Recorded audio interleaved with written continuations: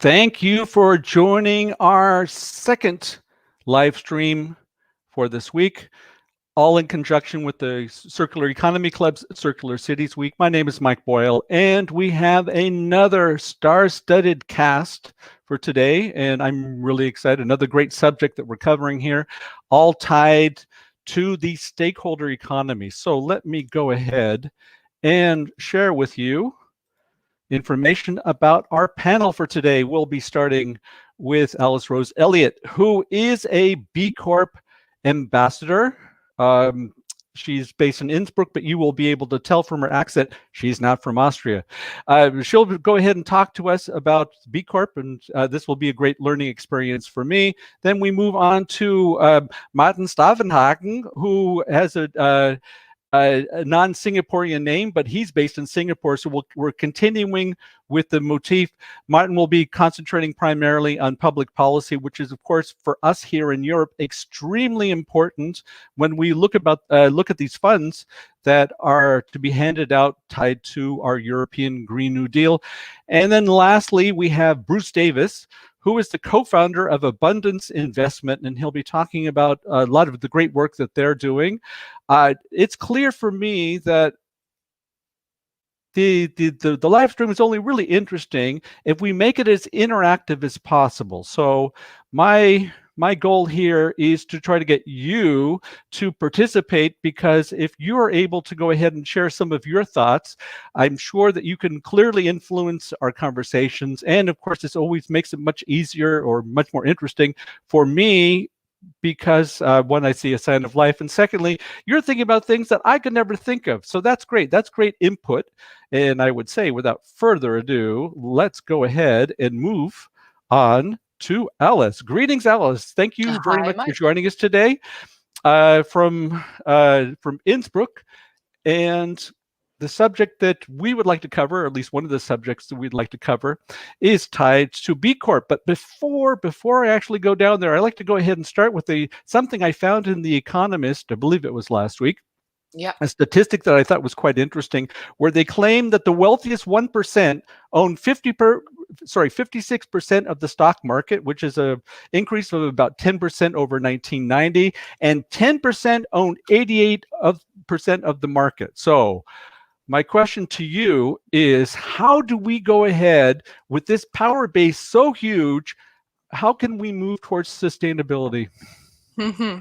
Yeah, I saw that article in the Financial Times. That was the Vanguard one, wasn't it? Was it talking about hedge funds and how the hedge fund managers, whether they are including or not impact analysis into their funds? Yeah, this actually came out with The Economist, but I'm sure that the source was the same. No worries. But this is, if we're talking about power and in holding on to power as much as possible, this is, in my opinion, is a huge obstacle to actually go ahead and get past. But I'm sure you have some ideas of how to do that. Well, I mean, obviously, I'm here to talk about B Corp, so I'll do that in the context of that question. And my plan really was to start by saying I do think that there are big issues with B Corp, because I don't think it would be fair to suggest that I think that it's the solution to all of our problems. I think inevitably in a system which is looking for validation through businesses in order to help it to become better known and more widely spread, you end up perpetuating some of the things that we're trying to change. And also, disruption is painful, change is painful, and there are elements where we always avoid the pain a little bit. So I think B Corp is a fantastic way of standardizing the way we look at our businesses. And it's a really good way of looking at our businesses holistically to make sure we're analyzing everything and not just looking at one small part. I mean, having worked in sustainability for 15, coming on to 20 years with businesses, I'm fairly bored of hearing the word recycling, because we could go on for the next 15 years just talking about recycling and we're not going to get anywhere. And what I really do like about B Corp is that it really forces you to look across the business at a range of things which affect society. So that could be from your paternity leave policies, all the way through to how you're managing the energy in your office, but of course including the more complex things like supply chains. And for me, that's the big way. The system addressing elements of B Corp are the interesting things in terms of the big change that you're talking about, the big system disruption that you're talking about, I think, Mike. Yeah, I understand that regardless of whatever we do, that there has to be some sort of compromise that's made along the ways. That being said, I think what I've been missing, looking from the circularity perspective, we often go ahead and just concentrate on the ecology element, and possibly we focus on the technology because, after all, in our society, technology is always our savior, right? But what I've noticed in my limited view on B Corp, my limited knowledge, rather better said, is that it seemed to be all encompassing, or at least try to be as all encompassing as possible. And for at the end of the day, if we're not able to come up with solutions that go ahead and match the needs of human beings, then I personally believe our success chances are almost zero. Yeah, and I think that's you've hit the nail on the head. You've got the one end of things around the Circular Economy Club, and then if we look at business as usual, you've got the rigor and the dedication with which they look at and manage their profits. And B Corp saying, well, if you put that much rigor into managing your impact and aligning your purpose with the interests of society, then we might be beginning to make our businesses work in a different way, and a way which is much better. Then, sorry, I've got the comments up and I've seen that one. Well, you know what? Let's go ahead and empower this individuals. Andrew, who would like to go ahead and perhaps hear you expand on this idea of supply chain, I would be interested as well. Yeah, I mean, for me, supply chain can be one of the most important things, and of course, it does depend on what type of business you're looking to take through B Corp certification. So you have businesses obviously with manufacturing, and then because B Corp is split into 5 areas: governance, workers, community, environment, and customers. Within the a couple of different areas, you'll have supply chain. Okay, you're from the public sector. The B Corp is for the private sector, so that's the first thing to say. We don't take public sector through B Corp certification, but I'm sure there's learnings to be shared between them both. But within the areas that B Corp assesses, you'll have a lot of rigorous questions around supply chain and how you're looking after your supply chain and what kind of policies and measures you're putting in place to ensure that your supply chain is not taking advantage of all of the elements along that chain. So for me, that is really, really important if you're in a manufacturing business and your B Corp assessment will align to the sector that you're in. But for example, the business I most recently took through, which is cycle insurance, that's less important in terms of the supply chain. There isn't, well, in some ways that's less important. There isn't a physical product that we're looking at with the insurance sector. However, if you look at it thoroughly, which of course I did, the supply chain for the insurance sector is, depending on the setup, is some of the bigger underwriters. And then you come to look at how if your underwriter is a part of your supply chain, what you want to do is look at how they're behaving and what they're doing with the money that you're investing in them. And then it becomes really interesting because you're looking at the big change when you're talking about where money is going, which of course Bruce will begin to talk about no doubt as well. And I think that it's quite interesting you were talking about the underwriting, because there's been a few trends that I've been noticing over the last year where the focus towards sustainable finance, if I may use that term, has become more pronounced, but also looking at from the reverse side, that being that the insurance companies especially are starting to realize that they are left holding the bag, so to speak, for all of the risk that we're taking up tied to global warming, because they see the results and they're the ones who are having to pony up the cash.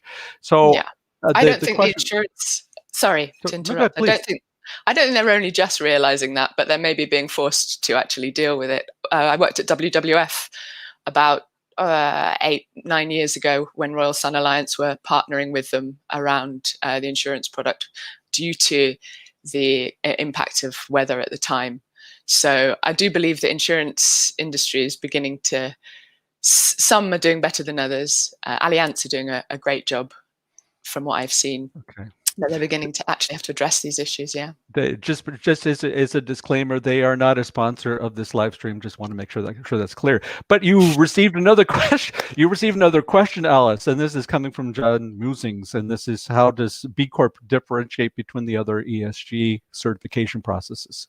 Yeah, there's so many, isn't there? So one of the things that B Corp does is it includes a lot of the certifications whereby they may only be looking at one element of your business, and it gives you points, which I somehow don't like calling them points. It feels like it loses the depth of importance. But you get your B Corp certification, you need to achieve 80 points across between 300 and 500 questions.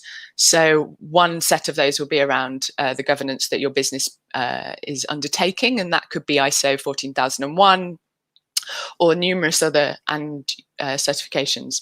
And whilst they may look at one element such as supply chain, or they may look at your energy, the energy side of things with the ISO 50001, B Corp will give you points for making sure you have the right certifications to ensure that those elements of your business are really rigorously looked at and really rigorously dealt with. So for me, it's still important to pick and choose which certifications, depending on your business, you're actually taking your business through.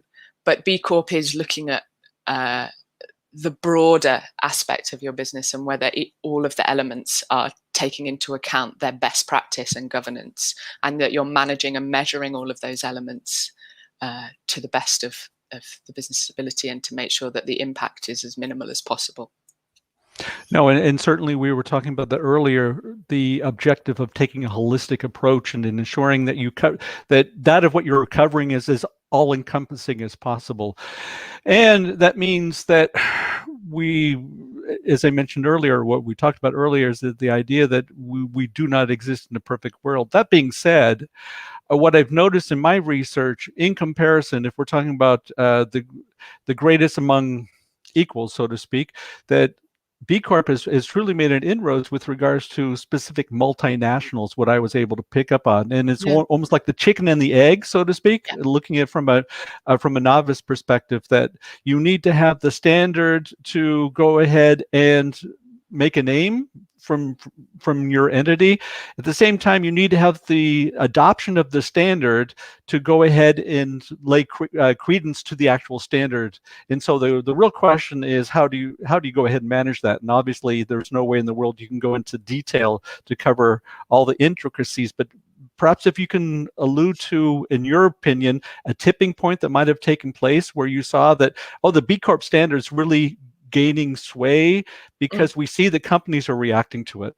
Yeah, so for example, some big names like Danone, part of Danone's business, but a huge element, and The Body Shop, are really big names. And of course, it really helps to get people talking, even if at first they're just dismissing it, but it helps to get people talking about it.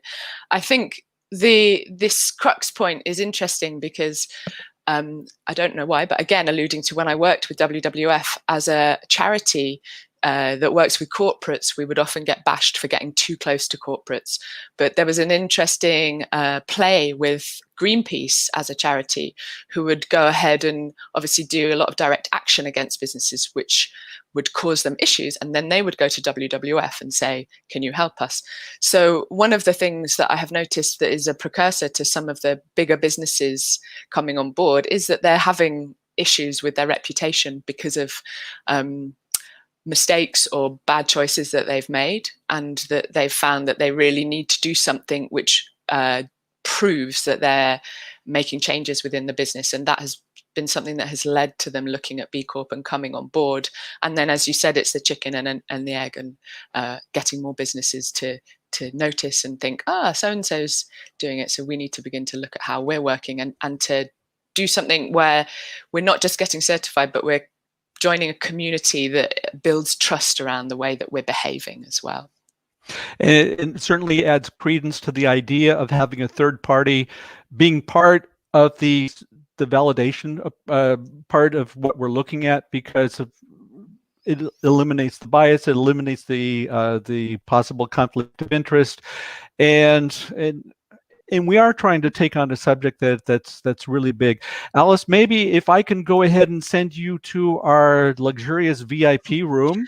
I think that we have some libations waiting for you. You don't have to rely upon your water bottle. And if I can have you come back when we are finished with our initial interviews to partake in a panel discussion, then we would be very blessed. It would be my pleasure. Okay, excellent. Thank you. Thank you for that. So thank you, Alice. And now I will go ahead and move on to Martin Stavenhagen. Martin, thank you very much. Joining from beautiful downtown Singapore. And perhaps if you can go ahead and talk to us based upon, maybe if I could start with something that I found. It was recent, and I'm sure you probably stumbled across it as well, that the European Union has made a decision not to hand out these funds tied to the Green New Deal, and the amount is 225 billion euros, because we have no standard. Now, the question I have for you, what are your feelings? And I realize that you're looking at this from a distance, but regardless, perhaps if you can give us your insight as to what do you think that process looks like for the EU, establishing that standard, and once that standard has been established, what will it actually mean?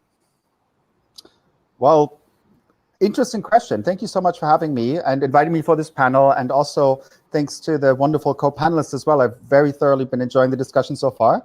I've just been realizing that I'm kind of nodding along, so that's great. And I'm excited to hear more about B Corp as well, and our other panelists. Talking about the European Union, I'm a German citizen, so it's not as if I'm not directly involved in this as a citizen, obviously. Would you mind repeating the question a little bit so I can give a more Sure, let me go ahead and answer? try. I kind of took a walk along the coast here and finally came to the question. We have 225 billion euros that are basically put on hold from Brussels because we have no standard. How do we base whether we're investing in something green? But the plan is in 2021 to actually go ahead and release the money. Of course, I'm making a general assumption that they will have a standard by then. I think they'll have to have a standard. This issue is just way too big, and they can't afford to hold up on the money. So my question to you is, maybe from your perspective, I know you've been involved in public policy. What do you think that process actually looks like? How do they come up with the standard? And let's assume we come to 2021, we have the standard. So what does that actually mean? We'll start with that. And I have some follow-up questions from there. Fantastic. That's a big question. Obviously, I can't give you the definitive answer on that. I can give you some thoughts on that. Great. One thing that was kind of disappointing to start like that was the farm to fork strategy, or looking at what the farm to fork strategy could be. Obviously, agriculture is 40% of the EU budget, the biggest single part. And to see the difference between what was envisioned in the farm to fork strategy and the political compromise that has been done, and that activists and NGOs are extremely unhappy with. You just see the gap. You just see the gap between the ambitions and the actual political realization. I think there will always be some form of political compromise. You won't get, like, when Ursula von der Leyen says, the president of the Commission, when she says that this is the European man on the moon moment, then she's not wrong, but there's a lot to be done, and let's see if we reach the moon.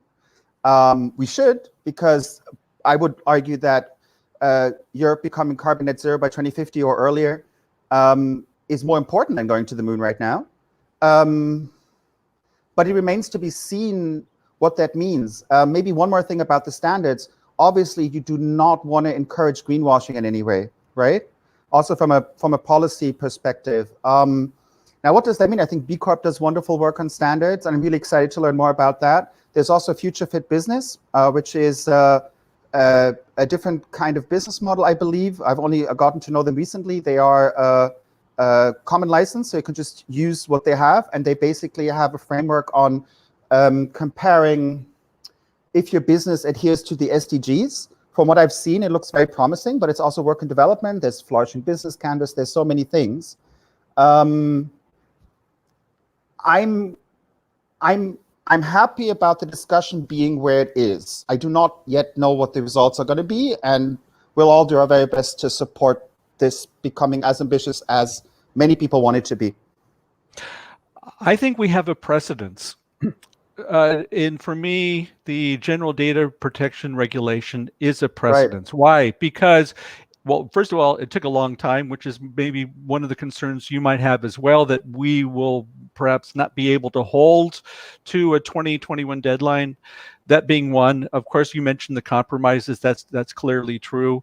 But when we look at this effort and the funds that we're actually supposed to earmark, I truly believe this could be the standard that not only is used within the EU, but we will use that in other areas of the world. Very similar to what we find within GDPR today, where you see regulation that came through in California that actually was, to a certain degree, a little bit more stringent than GDPR. We see that other areas of the world, because the market is so big here in Europe, that they feel that they're compelled to actually go ahead and adhere to those standards. And I mean, I'm originally from California, and this was always a complaint that we would, well, it was a complaint that we always received from the other 49 states, that because we decide something and they all have to kind of march to the California drummer. And I'm hoping that we have something similar here in Europe as well. Now, I hear you. Yeah, maybe we can kind of talk a little bit about this idea of compromise. And again, for those who are, I'm going to make a suggestion that the majority of those who are actually watching right now are probably coming from Europe. That might be a wrong assumption, but I'm going to make it anyways. That being said, I think that there are some, it's inevitable to have to make some sort of compromises. What do you think would be some of those compromises that we might have to make in coming up with that type of standard? Just name a few. What do you think? You think so? I have some ideas. I'm sure you do too. Okay. Okay. Well, first of all, I love how you brought up the Data Protection Act. I had a tiny incident, like a little, a tiny story. I was at the airport in Madrid, flying back from the COP25 last year in December, when things like that were still possible, obviously. And completely randomly, I was sitting next to a German gentleman, a businessman, who is the, I mean, I won't say any names, but he is one of the representatives of the refrigeration industry, like of the association, and a very, very influential person who has a lot to do with standards and so on. So we got talking. We were just waiting for the flight because it was delayed. And he was talking about some of the things that he was very unhappy with, regarding the difficulty of bringing reasonable policies through in Europe, both in the sense of efficiency as well as in the sense of actual substance and content. And I brought up the example of the European Data Protection Act, and that is a great example of a very, very good world standard that has been implemented in a very collaborative manner against a lot of pushback from a very select number of actors in the, like, for the general majority who wanted this. So I think that's a very good example. I then followed up talking to him that my brother just had a baby, so I just became an uncle, and that this carbon neutrality and just like real action on climate change is not only necessary, but there's no alternative. And what was funny was we actually got into a discussion, and he then, gave me his business card and said, maybe we can meet again at this or that conference or whatever. But it was a very productive discussion with an industry representative, taking into account their needs, and offering a different kind of opinion in a very optimistic manner with some examples of things that actually work in European policy. I am a big fan of the European Union, despite everything. And, what else can you do, right? Well, I think it's quite interesting in the example that you gave that one that there's a clear influence that we can go ahead and exert on a micro level, and if we were to go ahead and extrapolate on that and looking at it from a meso or maybe even from a macro level, if we consider the entire EU as being part of a macro level, I think the key of that of what you just described was the ability for us to actually go ahead and look at things from a different perspective, i.e. it sounds to me from your story that he was actually starting to see things from your side, which I think is really the key if we're trying to foster some sort of compromise, right? So I yeah, would like to add to that. Sure. I just would like to add to that I think it's being able to see an issue not from your or my perspective, but from a variety of different perspectives at the same time. And that is what will lead us forward. So it's not so much like, I mean, of course, I have to understand where you're coming from, and you have to understand where I'm coming from. And that is true for many different sectors and organizations and activists and so on. I completely agree with that. But I think it's just helpful to remember that there is a variety of different angles on any issue. And the more angles you're able to see, what I like to say is, I see it from your shoes, which is obviously nonsense. No, it's true, and I think that's very, very important. And it's the only way that we can actually go ahead and make some sort of progress. Maybe just to go ahead and let everybody know who perhaps kind of stumbled across this live stream right in the middle and said, what's this all about? We are talking about the stakeholder economy, and we have a number of panelists that will be covering the subject from different perspectives. This is all tied to the Circular Economy Club's Circular Cities Week, and this is our second live stream. I'm really excited about all of these conversations we have. And perhaps, Martin, if I can go ahead and open the door and allow you to go into the VIP section, and if you can perhaps go ahead and join us on stage when we are when we get ready for our panel discussion, that would be fantastic. Do I leave the studio? Is that it? No, I manage everything. I've automated the process, so you're all set. Wonderful. All right, great. Then Martin, thank you very much, and we will see you. I will be hanging out in the VIP room. That's right. You have a prosecco on me, and then we'll go ahead and make sure that you immediately appear back in the session once we are finished with our initial interview. So thanks for that. And lastly, for our interview section, I'd like to go ahead and introduce Bruce Davis. Bruce, thank you very much for joining us today. And you are again taking from a totally different perspective, or a somewhat different perspective, because you get your hands dirty. I've noticed. I looked at your website. So I just kind of going on, sorry, just for those who are, just something that came to mind, really interesting comments that are coming through in the chat box. We are not neglecting you. What I'm doing is I'm trying to save some of these comments so that when we get together in the general discussion or panel discussion, that maybe I can highlight some of them and get the opinions of all of our participants. I think it would be quite useful. So again, apologies for that. But what I noticed, just going and looking at your website, you have 109.9 million pounds that have been invested so far, with 45 projects and 28.1 million paid in returns. That sounds pretty good. And I don't think that you were able to do 0 to 100 in 10 seconds. So maybe you want to talk about what that process looked like, actually starting with the idea and getting to that level of success, because that was very impressive. Okay. Yeah, it started about 10 years ago. So we created Abundance on the back of a conversation over coffee, where the idea was, could we encourage people to invest directly into the solutions that were needed to meet the challenge of climate change, which at that point, the most immediate thing was energy. And so we created a mechanism to directly invest into an energy project with a minimum investment of £5, with the aim of two things. Firstly, to create that funding for projects that were on, as you say, on the coalface. So these are smaller scale. They weren't able to get funding through normal mechanisms, and these at this point 10 years ago were relatively new ideas and technologies, and so therefore conventional lenders weren't looking at them. So Abundance came in, and sort of from scratch created a process that has sort of become part of what we would now understand as crowdfunding through a regulated model. So we're regulated the same as any other financial services company. And really the sort of last 10 years has been a sort of series of challenges that we've had to overcome. I think the first one was to get regulated because it wasn't seen as a priority for the regulator that ordinary people should participate in this way. In fact, it was the opposite of what they wanted.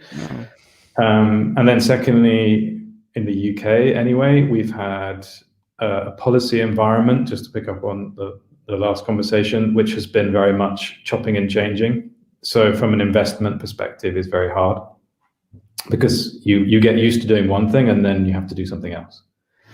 And then, so yes, the 110 million has come from starting out with those wind and solar projects. And now we're building things that range from tidal turbines through to circular economy investments, so recycling, reuse energy from waste. And now we're looking at, just to pick up on some of that stuff around food to fork, we're looking at food production. So we've gone from really quite small beginnings in terms of looking at those wind turbines to now really saying that our purpose, and we are a B Corp as well, but our purpose is to accelerate this transition we need to make to net zero. So our money that my investors put up, and they all do it on an individual basis, is accelerating that change. And yes, we need big investors to come along behind us, but they move too slowly. So this is about moving quickly. It's about establishing models. It's about showing it can be done. And for some reason, that is being done not by venture capitalists, not by finance experts. It's being done by ordinary people who care about what their money is doing and who put a value on their investments that is greater than profit. It doesn't mean they don't want to make a return, but they don't want to make a return that costs in other ways. I do not come from finance. I will make that disclosure right now. That being said, one of the key components for me when we're looking at the circular economy is really concentrating on closed loops. And we have this idea, which I think is spot on, that the smaller the circumference, the higher the chances are of creating a closed loop. And I'd like to go ahead and piggyback on some of the things that we talked about with Alice, tied to this idea of taking more of a holistic approach. And I truly believe that we within the circular economy world do struggle a little bit in bringing that human element into the equation. That's why I enjoy our conversation so much. Let's take your idea and look at it from a closed loop perspective. And please correct me if I'm off base. If we are investing in our own community, then the possibility of us coming up with a sustainable model where we ensure the health and prosperity of everybody in our community is probably, in my mind, one of the best examples we can come up with a closed loop that really allows us to accomplish those things. That is the basis. It's the basis of this whole idea of circularity. Now, I know that was a very grandiose statement, and perhaps, do you see any validity in that of what you're doing tied to this idea? I think we came from the world of community energy, which is perhaps one of the most simple closed loops you can create. I think the problem is scale. So when we're talking about citywide changes, it isn't enough that individual communities within that city kind of say, okay, we've sorted our problem, because it doesn't solve the problem. Climate change is not about individual responsibility, it's about collective action. And I think that within the circular economy movement, there's a danger that we define community too tightly, and we don't like things that don't fit that definition. So there's a degree of ideology there that I personally have a problem with, because when I look at a city, I see people who don't have resources who need to participate, and who don't have resources who need to benefit from that. And I think within the closed loop, you've got to make sure you're not doing what has happened in some communities in the UK, where it's a sort of metaphorical drawbridge that they're pulling up and saying, we're okay, we've sorted it, you are the problem.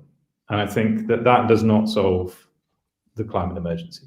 Mm-hmm. So the latest product that we've brought out is a community municipal investment. So this is an investment issued by a local authority. It has the same low minimum, but it's very low risk because it's a public sector body issuing this investment rather than a company. And that allows us to invest in things which are not necessarily commercial, but they are important, and they're perhaps part of the statutory obligations of that authority, or they are part of their strategy and it's democratically decided. So in that context, I think you need both. You do need the private sector to step up. They need to look to themselves. The B Corp is a great process to look at yourself and how you are doing as a citizen, as a company. But I think you then need to say, well, then how am I helping others to join that? And is what I'm doing disadvantaging them actually in their ability to do that? So in finance, you have to understand finance isn't about individuals, it's about interdependence. That's what builds the finance system. And when we forget that is when we get crises and crashes.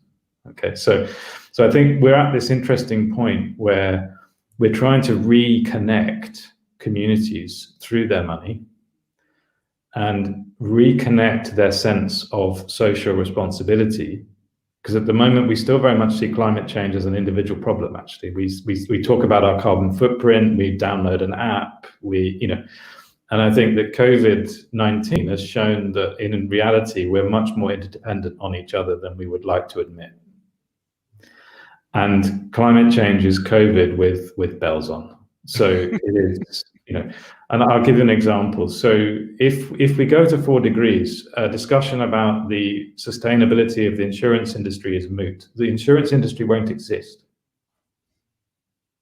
It will physically cease to exist. You will not have insurance. So then imagine a society that doesn't have insurance. Okay, so I think that that's the point where I think we have to say this is, it's not an overstatement to say there are existential threats within climate change on things we take fully for granted and which we rely on collectively. And within our cities, I think that's particularly relevant. So I think we see the circular economy investments that we can make. The best ones that we can make are the ones that encourage the whole community to participate in whatever form they can. And I think that's really important. And because this will not happen, there's a very strong movement here in the UK talking about a just transition, and I think that has started to get taken up elsewhere. There is no point this transition occurring if it leaves people behind. And I think that's something that within this circular cities kind of discussion, I think we need to have a debate about. Yeah, there's a word that you haven't mentioned directly, but you mentioned it or you alluded to it in numerous touch points within that of what you just described, and it was the idea of inclusiveness. And in fact, it was something you raised some points I had never really thought of before. This whole idea of a drawbridge, that your closed loop is actually a drawbridge, and I can very easily see that taking place. Now the question is, how do you ensure that in those investments that you're making, that you do not inadvertently go ahead and make an investment in something that could theoretically be determined or defined as being a drawbridge? Yeah, so that's why we're regulated. So I think that there are mechanisms to do investing that are lower cost and work at a smaller scale. But when I do an investment into a city, the investors will come from the whole of the UK. In fact, they come across from the whole of Europe. So until January the 1st. This is that's important. I think the mechanisms that we come up with have to be both new forms of democracy, right? So we tend to define democracy quite tightly. It's about participation and deliberation as much as it's about voting and power. And I think what we're seeing actually in the cities that are really grasping this is new forms of democracy coming out. So citizens' assemblies, citizen juries, these are complex decisions that need to be made. They need to be made democratically, but we don't always have the mechanisms for doing that. And crowdfunding or investing is a great way of forcing people to make a decision. And the important thing is that anybody can make that decision. So that's why we say £5 is the minimum, because as a £5 investor, you are equally invested. You have the same rights. You haven't put in as much money, but that doesn't matter. So that's what's important. I think we need quite a lot of innovation. I think we're seeing it now. But the decision for a city will be different for each city. So places like Bristol have tendered for a huge program of development. And within that process, you can see some effects of the way that we have thought about in the past, how you tender for a big piece of development. And you still see issues around cost conflicting with social value, for example. So I think what we're really trying to do through the investment approach is to sort of shine a light on these processes. And I think the way to avoid the drawbridge is to make sure your walls are pretty transparent. Okay, so I'm not sure that, yeah, so the danger here is that people kind of step away from each other. And I think that finance, when it works, can bring people together. It's the most powerful tool we have for collective action. And that will take quite a lot of movement to move away from a frame where you think about your investments purely in terms of your individual return. But yes, that 110 million that we've raised has returned money to investors on an individual basis. But the important thing is it's created a tidal industry in the UK. It has built a significant amount of solar generation. That's what's really important, not actually the 24 million. Although if we didn't do that, I wouldn't be allowed to operate. Not only that, the idea is to foster this feeling that it's in our interest, and I found that is a component to be that was highlighted, perhaps not always directly, but certainly indirectly, in all of that of what you've talked about so far, that it's in our interest to actually do something. And unless we don't feel that it's in our interest, then by nature, unfortunately, we will not do anything. And so if we're able to go ahead and create structures that make this all quite natural, then the chances of us actually being successful, I would think, are a little bit higher. They are. I think it's also that people realize that they're creating something of value. I think there's a danger in the closed loop model that it looks like a zero-sum game. But actually what you're creating are assets. So, and nobody that I know of buys a house and then talks about how much their mortgage is. The loan that they took to buy the house. They talk about the value of their house. Mm-hmm. Except when we do public sector investing, in which case we talk about the mortgage the whole time. And we don't look at the value of the asset. So for me, this is about the biggest investment into assets that we have made as a society ever. These trillions of pounds and euros that we say we need, they're not investing into nothing. They are investing into assets. We are building stuff. This is about building. And it's building in such a way that fights the climate emergency. And it's the most important building project we've ever done. But we don't get to the end of it with nothing. We get to the end of it with a new economy. Okay. And that has value. Closed loop does not mean no growth. Just for clarification purposes, for me, I see that the closed loop allows us to go ahead and formulate the concepts of permaculture when we're talking about taking care of the earth, taking care of people, and return the surplus. And that last part, the returning the surplus, I think that's what you're doing. Yeah. And that means that, and for us, that is the only way that we can truly foster real growth. But that's one reporter's opinion. But I don't tend to think that we're probably on the same page. Maybe, Bruce, if I can just go ahead, and I see that the chat box, there's a number of comments, and I'd like to go ahead and invite our other panelists back from the VIP room. I hope they had a good time. And what I will do now is perhaps go through some of the comments to be found in the chat box. And there was one that I definitely want to go ahead and address. If I can go ahead and see where there was... Oh, there was a lot of comments. There was a lot of conversations going on.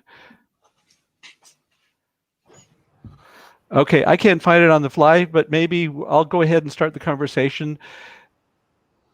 The comment was, maybe greenwashing is better than nothing. And I leave it to any of you to go ahead and address that subject, because I think this really gets to the crux of the matter. What are we trying to achieve, and what is good enough? And we talked numerous times about the compromise. So whoever would like to go ahead and take that one up. Okay. I'm quoted on this a little bit today. So greenwashing is dangerous when you have an opaque structure. Okay. So if you're transparent, you should be able to see what is happening. And I think that greenwashing occurs when someone wants to do something else. So there are a number of different ways that people can present themselves as green. I think the key thing is, you always ask the question, is the thing that you're saying is positive? Does it contribute to us achieving the goal that we've set out, which is to be net zero by 2050? If it's not doing that, it's not green. Full agreement. Any other comments from our panelists? Yeah, I'm thinking back to also what Bruce was talking about in terms of building this movement and building literally as well. And I've read through some of the comments in the box, and there is always issues with greenwashing. And I think back to my days doing my master's at Imperial in 2002 and having Vodafone and some of the oil and diamond companies come in and telling us how brilliant what they were doing is in terms of their green reporting.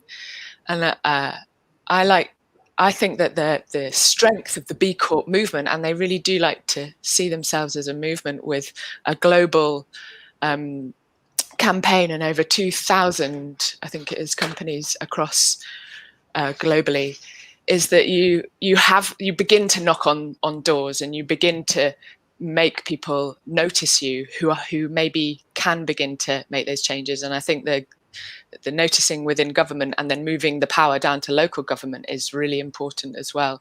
And because B Corp does two things, and that's one, standardizing the way that they measure performance and governance, that helps. And also because B Corp does support sole traders and small businesses, to answer the question briefly in the comment box, but it also makes sure that any companies with shareholders take their mission to the shareholders and make them all sign to that every decision that the company will make going forward will take into account all stakeholders and not just shareholders. And, we can be cynical about this, but we're beginning to put in place the governance and the structures to make the shareholders take notice. And that begins to make the other elements of decision making take notice. Maybe I can add. Oh, sorry. Go ahead, please, Martin. Go ahead. Maybe I can add two short comments on that. First of all, of course, I agree with what has been said before. Two short comments. One would be, I think it's also part of an accepted part of management theory that only what is measured matters, right? So if you measure what you do and transparently convey that, then let the consumer or the other people decide. I'm not excited if somebody sets the goal to reduce their waste by 5% in 5 years. I'm definitely not excited about that.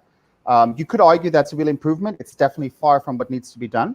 So put it out there, be transparent, measure it, and then, if you're really trying to greenwash, you'll probably not be so fond of putting out transparently what you're actually doing, right? So transparency is good. And the second thing is, I don't consider myself an activist. I do have a lot of respect for activists, but I work with a range of different stakeholders, cities, companies, communities, startups, students as well, right? And still, I have a lot of respect for people who put themselves out there to fight for something that they believe in. And I want to support those people as well. So quoting Greta Thunberg, she said greenwashing is worse than doing nothing because you pretend to do something and continue as usual, and that cannot be done. So I do not agree that greenwashing is okay. It's not. I agree, and I was very positive it doesn't surprise me that we would have a consensus with regards to that standpoint. But I found another comment that I thought had an underflow in a lot of things that were talked about. How do we build up a stronger lobby for small scale companies? Obviously, Bruce, you're dealing directly with these kinds of comments, these types of endeavors, and I'm not quite sure, Alice, whether you consider this to be within your domain as well. But one of the issues that would take place in a smaller country like Austria, where you do not have the multinationals that you might have, say, for example, in the UK. Does this mean that you have no power? Can you go ahead and perhaps use some of those things, Bruce, that you talked about as a means by which you're able to go ahead and establish a much more viable lobby, but more from a collective perspective? Your thoughts? I would think so. I think it was the last time I was in Austria was to try and help you guys start a crowdfunding industry for exactly that reason. Were you successful? Well, I think there is one now because you needed to get. There are. I'm being cheeky. Yeah. I think so. I don't know. I think it's a good thing you don't have multinationals. They get in the way here. So the problem is the government only listens to big voices. And it's a challenge. I mentioned the tidal industry in the UK. So the UK has 9% of the world's tidal energy. And we develop none of it. Why? Because there's a big lobby that says other things, and tidal isn't seen as big. So there's a problem. When you talk to government, they think that immediate solutions come through big initiatives rather than suddenly growing initiatives, and they're not willing to take a risk on that. So it's a big barrier. This idea that this is a big problem, therefore we need big companies, has got in the way 100 times. It destroyed the green, the version of Green Deal that we had in the UK was destroyed by only engaging with big companies who brought their own agenda to it. Alice, perhaps from your perspective, I don't know, do you feel that within the B Corp, do the smaller collectives actually relate to that of what you're trying to do as well? I think that B Corp is almost better at looking after and getting on board sole traders and SMEs than it is or has been until recently some of the larger companies. I think it's a very beneficial community for small companies and sole traders, and it's very low cost to be part of it and brings a lot of benefits. That being said, when we're looking at having sway and lobbying leverage and power that equates to that which the fossil fuel industry has or other similar lobbies, we're a long way off, but it's certainly a good starting place, in my opinion. Sorry, go ahead, Bruce, please. I think the key thing is, I think we won this argument before when we talked about the small and medium enterprises being essentially the real economy. They are 51% of the employment. They are a big chunk of the actual activity that takes place. They don't find it very easy to have a collective voice. But when you talk about this transition is occurring in that real economy, and it is where it needs to happen. Arguably we can legislate on big companies. It's much harder to implement that when there are millions of companies. And I think that so that they're recognized, but they're not always able to speak with one voice. I was watching, Martin, one of your presentations, and you alluded to the power of public policy. I interpret this as we're talking about renewables now, and perhaps if you can kind of allude to that example, I'm sure you remember what actually is taking place in Germany, pretty much after Fukushima, where there was a clear decision made. And I think that we are closing the loop to ensure that the interest of all stakeholders in our society are actually being addressed, or the vast majority at least. And that what was decided. Perhaps if you can describe to the rest what actually took place there. Yes, and maybe I can take that opportunity to connect it to something that Bruce said. Please, right on please. As well. So basically, the story is just that in the first half of 2020 of this year, Germany is powered, I think, 56% by renewables. And maybe Bruce knows more about that than I do, but it is a really impressive number. So, and that is even after already starting the going out of nuclear, which is only 10-15% anyway. So it can be done. But I really like what Bruce was saying as well. In my work, it's a lot about building bridges between different stakeholders. So I wouldn't single anybody out per se. I would try to understand the different perspectives and see where these we can build these bridges. Or I like draw bridges, close the loops, whatever your preferred term is, right? I'm just wondering, sorry, like you were talking about giving back the surplus, right? Like, and basis of permaculture, yeah. On the basis of permaculture. Well, I mean, look, in my lectures, or what I do is like a healthy system, like in systems thinking, you could think of an ecosystem, maybe a forest or like a jungle or something. It literally gives the surplus back into itself, and it doesn't become bigger. It flourishes. It becomes more diverse. So I think that is a beautiful, not only metaphor, but reality in what we have not been so good to mirror in a biomimical way or whatever in our economy. I'm a huge fan of The Donut by Kate Raworth, for example, and a circular economy proponent and all of that. I mean, I have so many things to say. It's just that I really see a lot of connections between what all the panelists and you as well are alluding to. And I really like the idea of the drawbridge of closing the loop. I think that is a really interesting thing, and I hope I didn't misunderstand.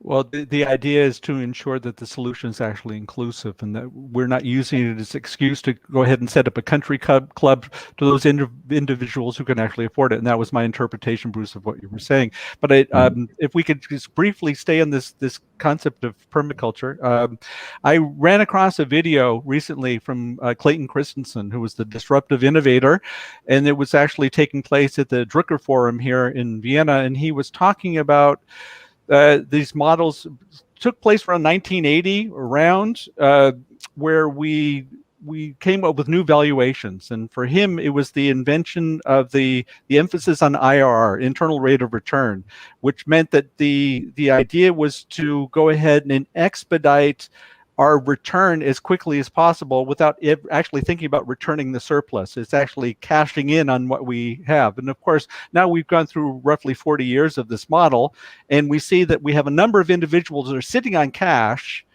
because of this model, but the investment that were actually required and the corresponding innovation that should have taken place was missing. And then you wonder, with companies are not able to go ahead and innovate. Well, of course, because the actual model is broken. So I'm going to go ahead and pose this one at you. What your thoughts are? How can we turn this around, be it in whatever model it be? I mean, Bruce, you talked about the scalability, and I see the importance of that. That being said, I believe that we need to be able to make sure that everybody feels this is relevant to them and they can see the growth. That's what I see as the beauty of your model. But how do we actually start in changing this problem that clearly needs to be addressed? Well, I think the IRR is one of the problems. The other one is something called the discount rate. Mm-hmm. That's what decides whether your IRR is worth doing. And BP are going through the motions on this right now. They reckon they can make 8 to 10% on their. There's a cat. It's not a live stream without a cat. Hey, this show is live. This is not a tape.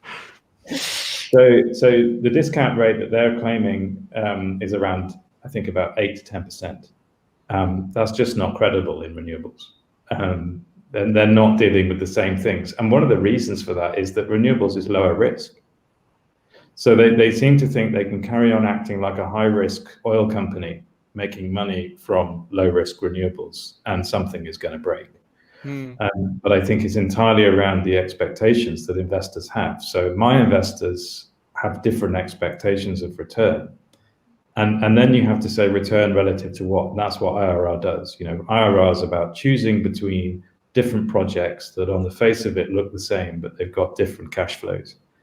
And if you add other things to that, then IRR starts to break down. And I think, no, we don't have ways of accounting for the future that fit with a sustainable economy. We still, discounted cash flows and valuations like that, they all have an infinity in them somewhere. And that's the problem. It's a mathematical issue that then becomes an economic and environmental disaster. Any other thoughts from the panelists? That's uplifting. Reasons to be cheerful. Well, yeah, it harks back for me to what I said when I started talking, which was, I suppose, my cynicism on the one hand about B Corp, as much as I feel like it's the best option that we have at the moment in order to do that self-critique as a business, or as Bruce put it, as a citizen in a business, and begin to address those things. And I also, thinking about the way we're perceived as well, or how our values are perceived, I think one of, for me, the uplifting or exciting and interesting things about the B Corp community is that, and I've witnessed this, people, young people particularly, will come looking for jobs within that B Corp community. They are looking for something different. And that reminds me then of a video which I usually start most events that I run using, which is Lone Dancer in a Field. And I'm hoping to get a nod from one of the panelists that they might have seen it, but maybe not. But everybody Google Sounds enticing, though. It sounds very enticing. Everyone Google Lone Dancer in a Field, and hopefully by the end of it, you'll see, for me, what the B Corp movement is trying to do. We'll make sure, Alice, that we include links to that of what you're talking about. They will be included in the show notes, folks. So just be prepared that we will not leave you in the lurch, that we will go ahead and close that gap. And with that, I will be improving my knowledge and actually being able to experience one of your presentations. And so thank you very much for that one, Alice. Any thoughts from your side, perhaps, Martin, on the subject, apart from the dour nature of what we're talking about? Yeah, like I completely agree with some inherent structural design problems in the area of economics, finance, mathematics, potentially, although that's not my area of expertise. Not a word. Having said that, no, very briefly, look, the way I help to explain circular economy to other people is literally redesign. I mean, it's actually borrowed from the Ellen MacArthur Foundation. Redesign so you don't have waste and pollution. Nature already does that. It's not that difficult. Recirculate, meaning just keep things for as high a value for as long as possible. I just reuse as much as you can and try to tighten the loop instead of, like, recycling is okay, but not great. Redesign, recirculate, and regenerate, like give back to the ecosystem, because without that, we'll all be dead.